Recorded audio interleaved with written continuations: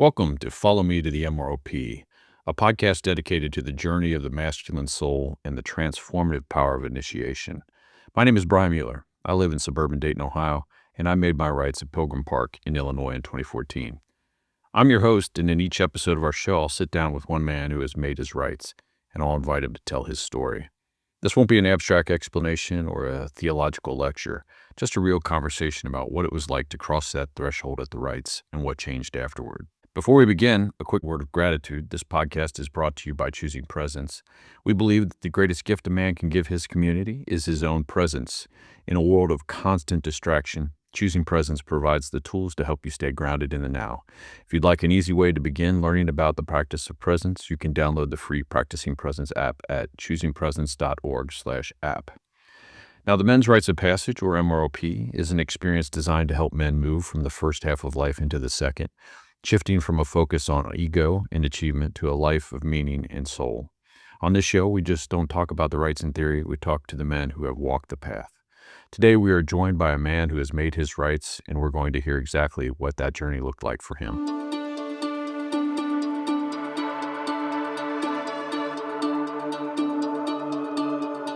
My guest today is Chester Trocha. Brother, I'm really glad you're here. Thanks for making the time and being willing to tell your story. No, Brian, it's great to be here. Chester, tell us where you're from and how you spend your time these days. Yeah, actually, I'm from Hawthorne Woods, Illinois, which is about an hour northwest of Chicago. And I've been retired for the last 4 years. Right now, I'm a co-convener for Illumina of Illinois. I've been doing that for the last 3 years and also involved in my church as well. I've got 4 kids and happily married. Great. Now let's dive in and talk a little bit about the Men's Rites of Passage. The MROP is a unique experience. It's not a retreat or a workshop. It's an initiation. Many men arrive at the rites at a crossroads in their lives looking for something they can't quite name. But before we dive into the why and the how, let's start here from the beginning. So can you tell us where you made your rites? Yeah, I made my rights in Pilgrim Park in Princeton, Illinois. It's about 2 hours straight west of Chicago along, I think it's Highway 88, and made it in 2012. So it's Wow, been so 13, 14 years since I've done it. it has been a while. Now, when you think back to that weekend, what's the first image or feeling that comes to mind? Yeah, it's interesting. I've been thinking about it since we agreed to do this. Really, the first one is a feeling of connection with myself. There's a connection with nature, connection with other men. And then Pilgrim Park's just a beautiful and serene location. It's full of trees. It's got open space. It's got a creek running through it. And it holds a special place in my heart, and as it does for a lot of Illuminati, because we've done a lot of MROPs there. Sounds like an oasis in the middle of Illinois. Actually, it is. Great. So in general terms, what was the weekend like for you? Just kind of an overall picture. Boy, the only way I can really describe that is it was an incredible experience, and it's one that I've been carrying with me since I've been there, to be honest with you. Oh, that's great. Now, who was the Weaver? Well, the Weaver, for those who don't know, the Weaver is kind of the primary guide or the man that kind of leads everyone through the rites. And so you can tell us who your Weaver was and then about how many men were at the rites. Yeah, our weaver was Belden Lane. A lot of people in Illumin and the Center of Action Contemplation know Belden. He's a incredible wisdom elder. He's focused on nature. He's an authentic and fantastic storyteller, and so he was our weaver. He was absolutely incredible. Yeah, Belden is great. And how many men were with you? Yeah, we had probably about 35 to 40 men from all over the United States. We had men from Canada as well. And what was interesting, it was mostly a mix of ordinary men from different walks of life. We had men from their 40s all the way to their mid 70s. I remember when in our group, we had a Mennonite minister, we had a Franciscan friar, a pastor from a church in Canada. And it was fantastic because when you're there, everybody's dressed in just casual attire, jeans and t-shirts, and it really does it. You're not wearing your garb or anything else, and it doesn't matter where you come from. Everybody's on an equal playing field when you're there. All right. Now, without saying anything that you might consider confidential or that you'd like to hold close, what were a few moments or elements from the rites that kind of stood out to you? Mm. A big one for me was the extensive use of rituals.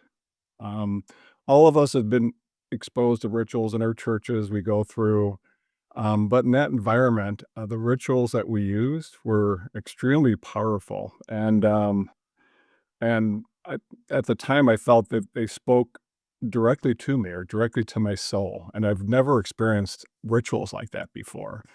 And they were, very deliberate and very moving and designed to deliver a message at that time, and that was a big takeaway for me. I've never been exposed to rituals.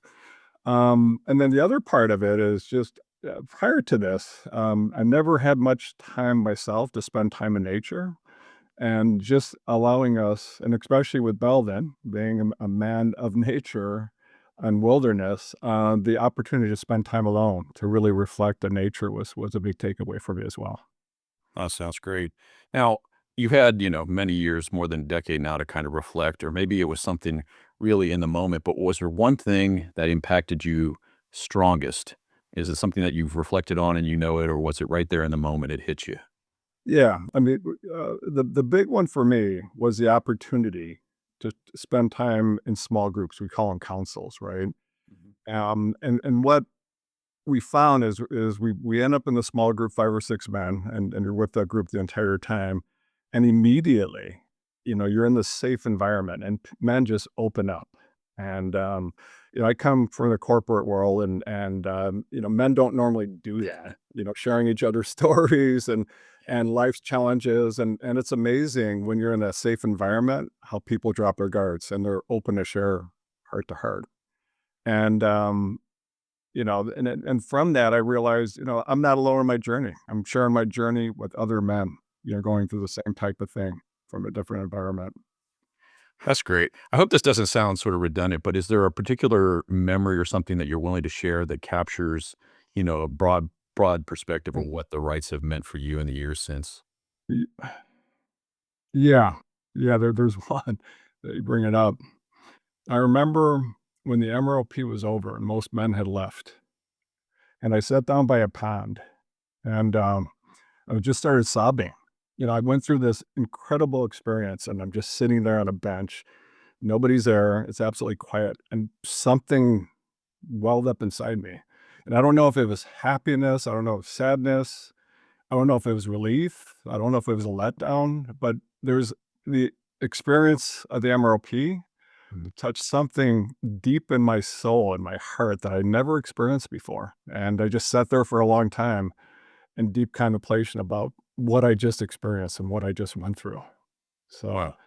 and I know, then I'm sitting there, I go, no, at the end, I was appreciative of my life, and I had a renewed sense that of God's presence, that there was something much larger at work in what I had just gone through. So, Mhm. It's hard to rush back to your normal life after that, isn't it? absolutely. Let's go back a little bit to the beginning, and were there any special circumstances or things happening in your life at the time that you decided to participate? Yeah, for me, I mentioned I was in the corporate world in my mid-50s, married, a couple of my kids were in college, the other 2 were in high school, kind of at that stage where kids are starting to leave. Working full time, and I was caught up in the rat race of the corporate world, to be honest with you. And I had no time for myself, no time to really step back and reflect. Mhm. And I felt that there had to be something more to life, And I was introduced to Richard Rohr 3 years earlier, when he was in the area speaking, and I had a friend of mine tell me about him and really connected with his message. And I read his book, Adam's Return. He's got a book on initiation, and I was intrigued by his thoughts around male initiation and the need to shed, baggage that holds you back as you enter the second half of life, in order to be a more generative man, and that was of interest for me. So Yeah, that makes sense. Did you have, do you have, like, a particular goal or something that you were anticipating, or was there something that you were fearing as you were heading into the rites? Was there either something you were hoping to get out of it explicitly or something that was very frightening to you before you got there? yeah, yeah, I was just I had, back a few years before that, I had just started on my spiritual path. My mother had died, and she was really spiritual. and something just triggered in me. And so it's just really continuation of my path. And, as I, studied the MROP, I had no idea what to expect. I knew that Richard Rohr was the original designer of it, and so that brought a lot to the table for me. And I remember filling out the application and getting accepted, and it was a big unknown. It's like, "Oh, okay, I guess I'm going," right? And, I was a bit anxious because it's a big commitment. I mean, basically, you're asking for 5 days, 4 nights, right? It's not just a weekend, you know? And I had never previously committed to anything like that. And so I went in with an open mind, was hoping to reflect on my life and leave with some direction. How can I be better with a better man and my wife, my family, my kids, those around me. I'm going to be retiring in a few years. What do I want to do, with my community? And the intent was to hopefully provide a better focus on what's important and how I can approach life in general, I guess is what I was looking at. Yeah, you'd said earlier that, like, when the rites ended, you had this moment where you sat by yourself next to some body of water, and you let out these emotions, and actually some tears came as well, but what was it like when you got home, you know? Well, it's interesting. Actually, my story after that is I left, right, and everybody was gone, and I'm driving home. If you're Pilgrim Park's kind of out in the middle of nowhere, right? It's on the highway. So about 15 minutes into the ride, I remember stopping at a Starbucks. There's a Starbucks on the first exit, and so I need some coffee. And I walked, and I felt like incredible. I get out of the car, I'm incredibly happy and joyous. It's like, man, I just felt like, Right. and it was hard to contain my joy. And this guy, I'm walking to the Starbucks, and this old guy was walking behind me, and I held the door open for him and greeted him, really joyously. And I bought him a cup of coffee. It's like, God, I couldn't contain it. Well, And then I got in my car, and then after that, it was a 2-hour drive. And my recommendation, if you have an opportunity to reflect after the MROP, do so, because I spent a couple hours just in deep reflection on what I experienced. yeah. And then, had to go to work the next morning, first thing Monday morning, right? And jump back in my routine, and it just felt foreign and disappointing. And it's like, after all I had gone through with all the internal work that I was doing, to jump right back into my job was really challenging. So, Yeah, I can imagine. I know for a lot of guys, going through the rites is really is crossing a threshold. But from talking to men over the years, some feel that impact immediately. Others, it's a bit of a delay. It takes some time to really settle in what that experience was all about and what it's meant to them. How yeah. how was that for you, and how has it impacted your spiritual journey since that time? Yeah. What's So, changed? Yeah, what's changed? yeah. So first of all, it was a slow journey. As I said, you go through the rites, and you got to go get right back into your life. You know what I mean? It's like, you know what I mean? So it took me a long time to unpack everything that I'd gone through. It's not an immediate thing. You just went through this, for a lot of men, a life-changing moment, right? Or period of time. And so to be thrust back into a regular routine was challenging. And but it made, over time, as I was reflecting, right, it made me reflect on some of the things I'm doing, the way I'm reacting to things, and really focusing on what was truly important. Prior to it, it was all about productivity and getting things done, and really starting to spend more time with people, and really listening to them. And it certainly accelerated my desire to continue to grow spiritually. I mean, it just triggered something in me. And also what I realized over time, I started connecting with nature much more than I ever did in the past. It really triggered something there too. Great. Now, not that you did this or anybody needs to do this, but when you made the decision to attend the rites, I don't know if you told and certainly you had that conversation with your wife, but I don't know if you talked to friends or other family members.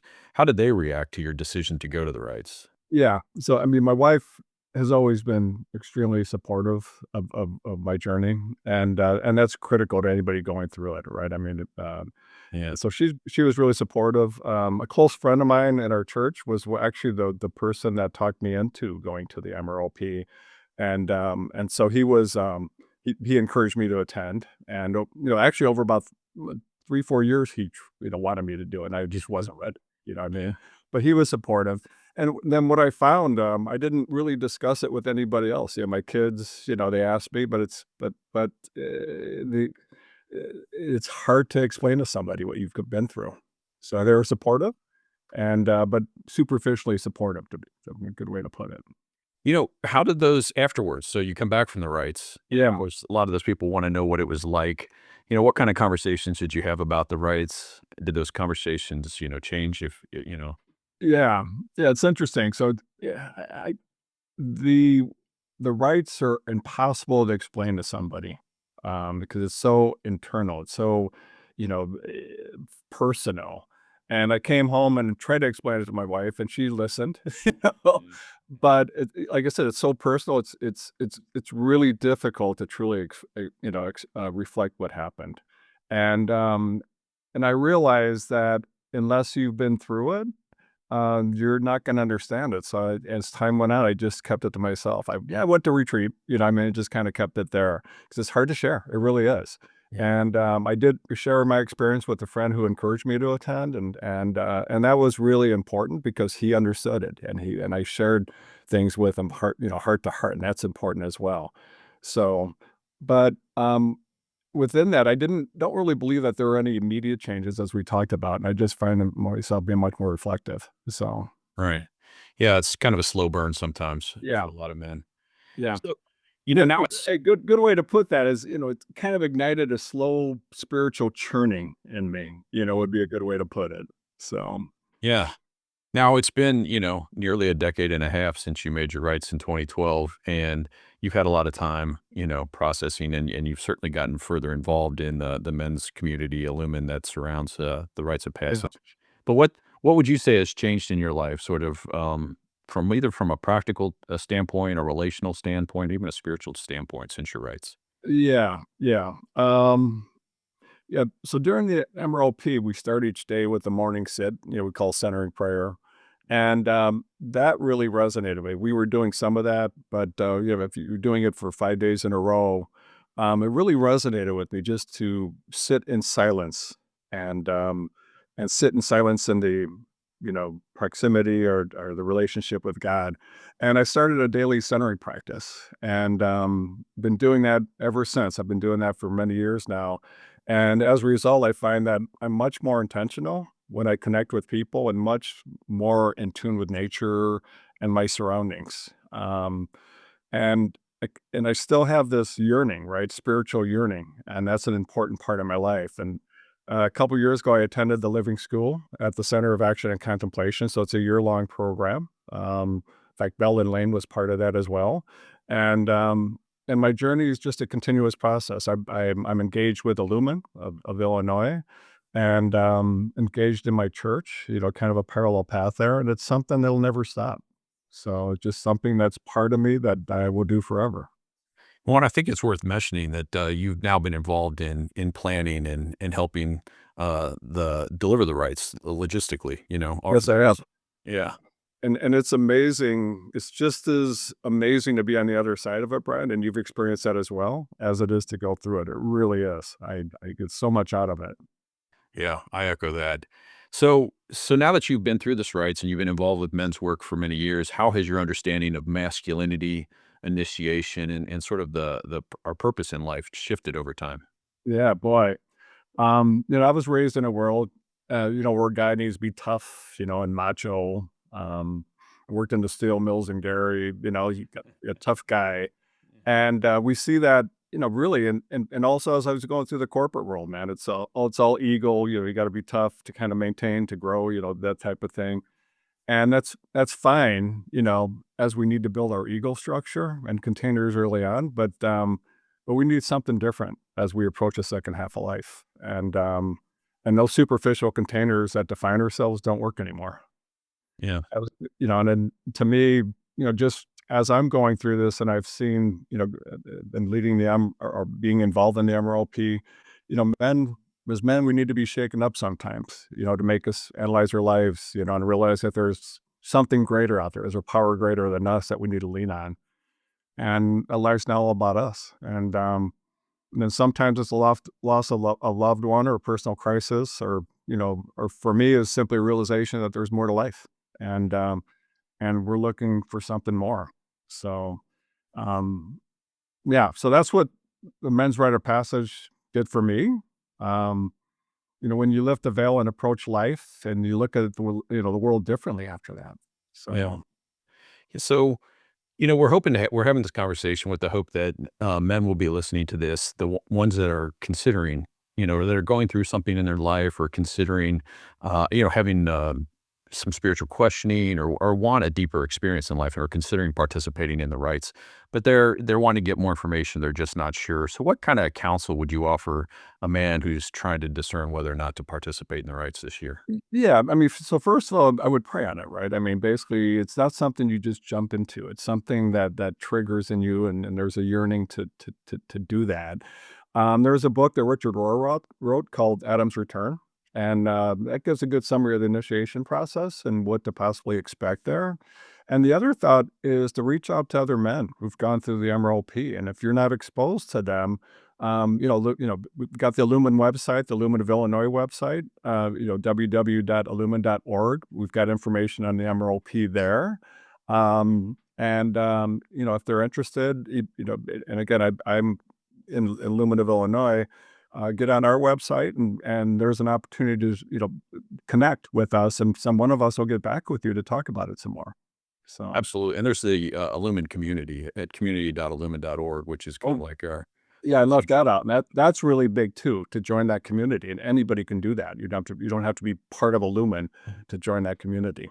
So, Yeah, and I would say I would just add too that if men are interested, they can join you and me this year at the Illinois Rites, which is going to be August 12th through the 16th. We'll be there to help support them through it, and if they want to reach out with questions, they certainly can do that ahead of time. So, yep.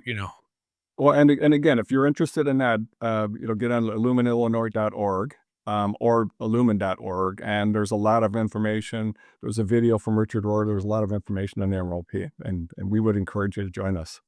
yeah, and let me just the last thing I would might add, and if you have anything to add about this, is you can overanalyze this decision. You're not going to have all the answers. It's good to go in with an open mind and a bit of an open heart to what's going to happen.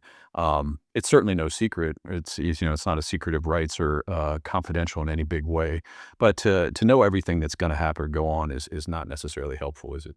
No, it's not at all. No, no, actually, it's all about mystery, to be honest with you. Yeah, yeah. So it is. Just go in with an open heart. Just go in with an open heart and open mind. Um, and just know that you will take something out of it without a doubt. So, Yeah. Well, Chester, brother, thank you so much. Really, we appreciate your honesty, your courage, and for letting us in. Giving us a window on your experience of the MROP. well, thank you so much. Like I said, it's been so important to me, and I do encourage other men to do it. All right, we'll see you at Pilgrim Park. All right. Thank you. Yeah. For those listening who are now feeling a tug in their own soul and are curious to learn more, allow me to share a bit about the history of these rites. The Men's Rites of Passage was originally developed by Father Richard Rohr and was first offered at Ghost Ranch, New Mexico in 1996. While it was supported for many years by the Center for Action and Contemplation, since 2012, Illumin has been the steward of this work, preserving and adapting the rites for men all over the world.